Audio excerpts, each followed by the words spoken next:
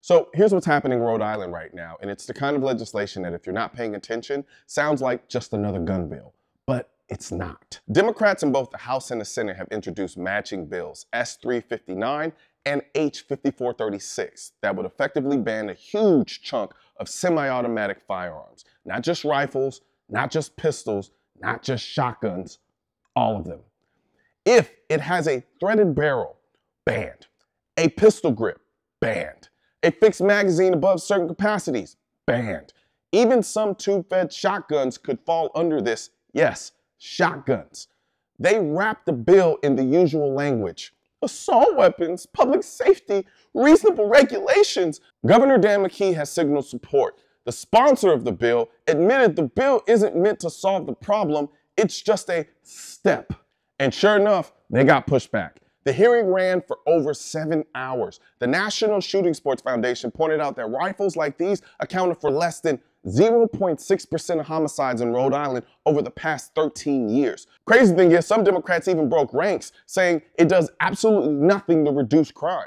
But here's the part I want to talk about. You know, whenever I see a bill like this, the first thing I ask myself isn't, why are they doing this?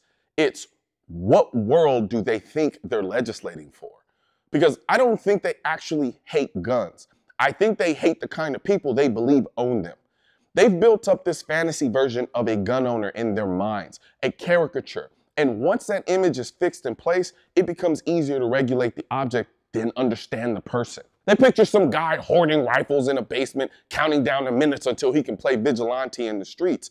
And because that's the lens they use, they think banning a folding stock makes the world safer. But what they're really doing is treating symptoms as a cause. They're not addressing the shooter, they're addressing the silhouette. This bill doesn't target violent people, it targets silhouettes. It bans design cues, it bans aesthetics, it bans the ergonomics that make a tool easier to use responsibly. It punishes mechanical efficiency as if function is a threat. But they're not solving for crime, they're solving for comfort, their comfort.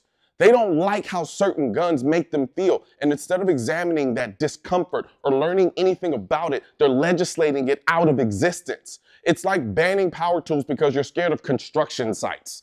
This isn't just about the Second Amendment, it's about how far some people will go to legislate against their own projections. And it's dangerous, because when the legislation is based on how things look instead of how they work for who's using them, every right becomes conditional. Every right becomes aesthetic.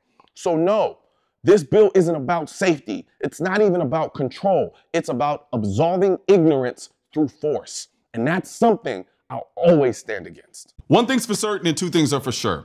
Politicians and tech giants don't want gun content to be recommended to you. And we're all fighting this culture war together. Now you can help do your part by liking, commenting, subscribing to the channel, but most importantly, sharing this video with at least one person. Together we can stop the suppression of our 2A rights. And don't forget to click the link in the description section of this video for the products that I mentioned in this video.